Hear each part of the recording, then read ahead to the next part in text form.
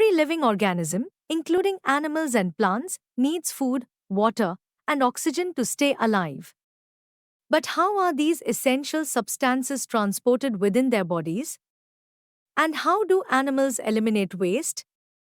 In this video on transportation in animals and plants, we will explore these questions and many other fascinating concepts. Let us introduce you to circulatory system first. The circulatory system is like the body's transportation network. It carries important substances like oxygen, nutrients and water to every part of the body. It also helps remove waste products. Main parts of circulatory system are heart, blood and blood vessels. Let us discuss these parts individually. The first part of circulatory system we are discussing is blood. Blood is a fluid in the body that plays a key role in the circulatory system. It is responsible for transporting oxygen from lungs to the cells throughout the body. It also carries waste products, like carbon dioxide, away from the cells. This process allows waste products to be removed from the body. The components of blood are plasma, red blood cells, white blood cells, and, lastly, platelets. Let us see the role of these components now. Plasma, the liquid part of blood, which is 90% water, is plasma. It transports nutrients, hormones, and waste products. Red blood cells contain hemoglobin, an iron-based pigment that binds with oxygen. RBCs carry oxygen to the body and bring carbon dioxide back to the lungs for exhalation. Hemoglobin gives blood its red color. White blood cells protect the body by fighting infections caused by bacteria and viruses. Act as the body's defense system. Platelets. Platelets are tiny fragments that help in blood clotting. Prevent excessive bleeding when there is an injury. Low platelet count can cause excessive bleeding and be life-threatening. Now that we have explored the components of blood and the types of blood cells, let us move on to understand the second part of circulatory system, which are blood vessels. Blood vessels are like tiny pipes in the body that help transport important things. They carry oxygen and food to different parts of the body, which are needed for energy and growth. They also take away waste, keeping the body clean and healthy. Blood vessels are essential for survival. There are three types of blood vessels involved in transportation: arteries, veins, and capillaries. Let us discuss their role individually. First type of blood vessel is arteries. When we breathe in, oxygen fills our lungs. This oxygen needs to be delivered to every part of the body. Blood vessels called arteries carry oxygen-rich blood from the heart to the rest of the body. Arteries have thick and stretchy walls because the blood inside them moves very fast and under a lot of pressure. Second type of blood vessels are veins. Veins carry blood that is low in oxygen and full of waste products back to the heart. Blood moves through the body and collects waste materials like carbon dioxide from the cells. This used blood needs to return to the heart to be sent to the lungs. In the lungs, carbon dioxide is removed when we breathe out. The third type of blood vessels are capillaries. Capillaries are extremely thin blood vessels that form a network between the arteries and veins. When arteries reach the tissues, they divide into these tiny capillaries. The capillaries come together to create veins. These veins then carry blood back to the heart. Students, let us discuss the role of third part of transportation system, which is the heart. The heart is a vital organ that acts like a pump for the body. Its primary job is to ensure continuous blood circulation through the blood vessels. This process allows oxygen and nutrients to reach every part of the body while removing waste products like carbon dioxide. Location and size of the heart. Location. The heart is located in the chest, slightly to the left side. Size: it is roughly the size of your fist, making it compact yet powerful enough to perform its essential function.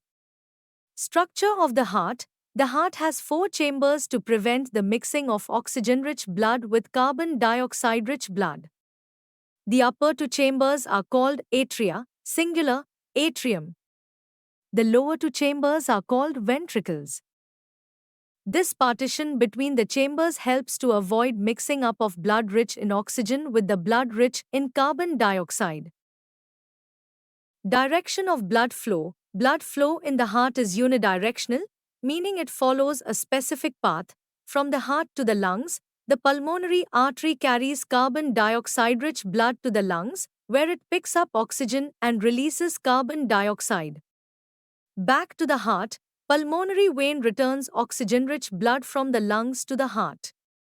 Pumped to the body, the heart then pumps this oxygenated blood to the rest of the body through arteries. Now, what is heartbeat? Heart muscles: the walls of the heart are made up of strong muscles that contract and relax rhythmically to produce heartbeats. How to recognize a heartbeat? You can feel the heartbeat by placing your palm on the left side of your chest. Stethoscope: a device used to amplify the sound of a heartbeat. It has a chest piece with a sensitive diaphragm. So, students, we have covered all the aspects of circulatory system. Let us now move to another system of transportation in animals and plants, which is excretory system. The cells in the body perform various activities. Waste products such as urea, uric acid and excess water are formed and have to be removed from the body. The process of the removal of waste produced in the cells in living organisms is called excretion. The organs that help in the process of excretion constitute the excretory system. Now, let us discuss in detail excretory system in humans. The excretory system is vital for maintaining health by removing waste products and excess substances from the blood. How blood is filtered? Blood is filtered in the kidneys through tiny blood vessels called capillaries. Harmful substances such as urea, extra salts, and toxins are removed. Useful substances like water and nutrients are reabsorbed into the blood. Formation and flow of urine. Formation of urine in kidneys: the harmful substances filtered from the blood combine with water to form urine. Transport through ureters: urine travels from the kidneys to the urinary bladder via narrow tubes called ureters. Temporary storage in urinary bladder: the bladder stores urine temporarily and stretches as it fills. This stretch signals the need to urinate. Elimination via urethra: when the bladder is full, urine is expelled through the urethra, a muscular tube connecting the bladder to the outside. The functioning of the kidneys stops when there is an infection. This is known as kidney failure. As a result, waste products remain in the blood. When blood is not filtered, survival becomes difficult, so it is filtered through an artificial kidney. The process is called dialysis. Now, let's learn about sweating and its purpose. Sweat consists of water and salts. In summer, white patches can form on clothes, notably in areas like underarms, due to salts present in sweat. Sweat serves another purpose. Similar to how water evaporating from the pores of an earthen pot, matka, cools the pot, sweat evaporating from our skin helps in cooling our bodies. Students, we have covered the transportation systems in animals like humans. Let us learn about transport of substances in plants. Plants make their own food by taking in carbon dioxide from the air, minerals and water from the soil. They release oxygen and water vapor, and the process is termed photosynthesis. Plants get energy from the food to perform vital activities. Food and water are transported to various cells in the body. Transport of water and minerals. Plants absorb water and minerals through root hairs, tiny structures that increase the root's surface area. Root hairs directly contact water between soil particles for better absorption of nutrients. Role of xylem. Xylem, specialized vascular tissue that transports water and minerals from roots to other parts of the plant.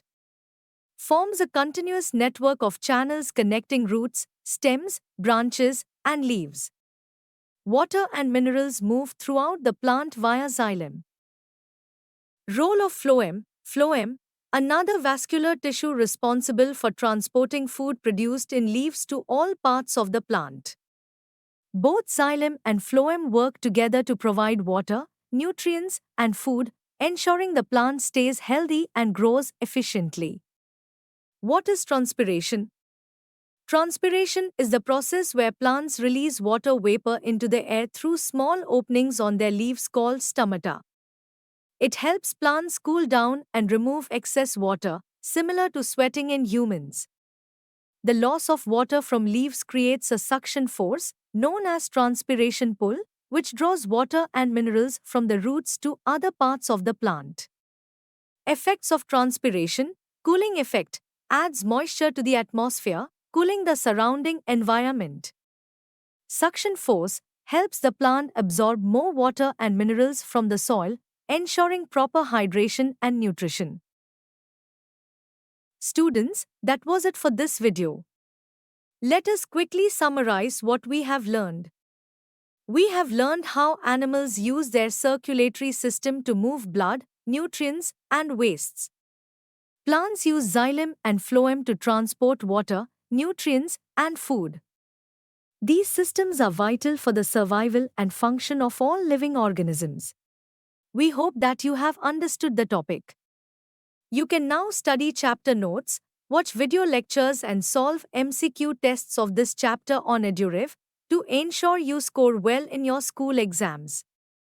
And that's not all, you also get amazing courses for maths, science, English, Hindi, and much more for class 7. Thank you.